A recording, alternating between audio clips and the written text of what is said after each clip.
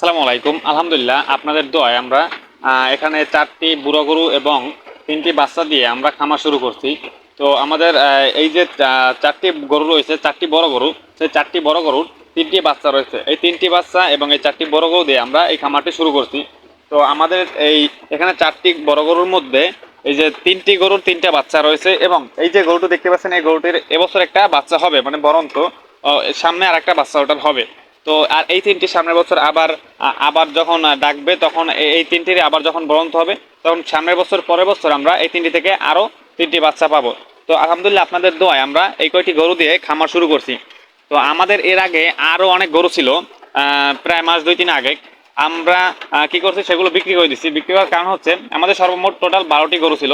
সেগুলো বিক্রি করার কারণ হচ্ছে গরুগুলো বুড়ো ছিল, যেটা আমাদের বুড়ো গরু ছিল সেটা বিক্রি করে দিয়েছি, এবং মনে করেন যে বলদ গরু ছিল যেগুলো, সেগুলো কুরবানিতে বিক্রি করে দিয়েছি। তো সবগুলো বিক্রি করার পর আমাদের এই গরুগুলো আছে, অর্থাৎ এই দেশি গরু দিয়ে আমি ফার্ম শুরু করছি। এখন অনেকে জিজ্ঞেস করতে পারেন যে দেশি গরু দিয়ে ফার্ম করার কাহিনী কি।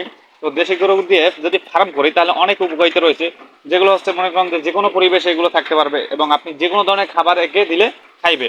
কিন্তু বিদেশি গরু তো কিন্তু আপনার সেই খাবার কিন্তু খাইবে না। তো যার জন্য আমি দেশি গরু দিয়ে বিসমিল্লাহ বলে শুরু করছি। তো এই গরুগুলো দিয়ে যদি আমি খামার করি, আমি ভেবে চিন্তে দেখলাম আমি যে কোনো ধরনের লতা পাতা বা ঘাস বা যে কোনো কিছুই অল্প খরচের মধ্যে আমি এগুলো চালাইতে পারবো। আর বিদেশি গরু যদি আমি এখানে আনতাম কিংবা খামার করতাম, সেক্ষেত্রে কিন্তু আমি মানে ওদের কিন্তু সেরকমই খাবার দেওয়া লাগতো, যেটা আমার পক্ষে সম্ভব হতো না। তাই আমি আমার সাধ্য মতো আমি দেশি গরু দিয়ে ইনশাল্লাহ খামার শুরু করছি। এই দেশি গরু দিয়ে সুবিধা হচ্ছে, আপনি যদি মনে করেন যে লতা পাতা যদি এনে দেন, সেই লতা পাতা কিন্তু খাবে, কিন্তু বিদেশি গরু কিন্তু সেই লতা পাতা খাবে না। এবং আমি কিন্তু এই সকল গরুকে আমি খরবুশিও খাওয়াই না, অর্থাৎ খরবুশি ছাড়াই কিন্তু এই গরুগুলো পালন করতে পারি, এবং চাইলে কিন্তু আমি খাওয়াইতে পারি, কিন্তু আমার যদি সামর্থ্য না থাকে, কিন্তু না খাওয়ালে কিন্তু কোনো সমস্যা নাই। যার জন্য আমি এই দেশি গরু নিয়ে ফার্ম শুরু করছি।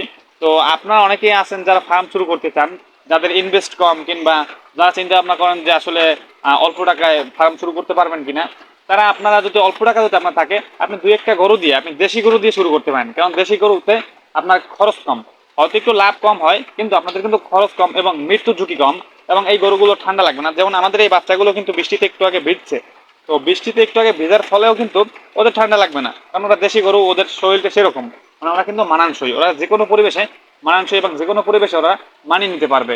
তো আশা করি বুঝতে পারছেন। তো আমাদের এই খামারটি একদিন ইনশাল্লাহ অনেক বড় হবে। আপনারা দোয়া করবেন যেন আপনাদের সহযোগিতা এবং আপনাদের দোয়া আমাদের খামারটি অনেক বড় হয়। তো সব মিলে আজকে ভিডিওটি শেষ করছি। সকলে দোয়া করবেন। আসসালামু আলাইকুম।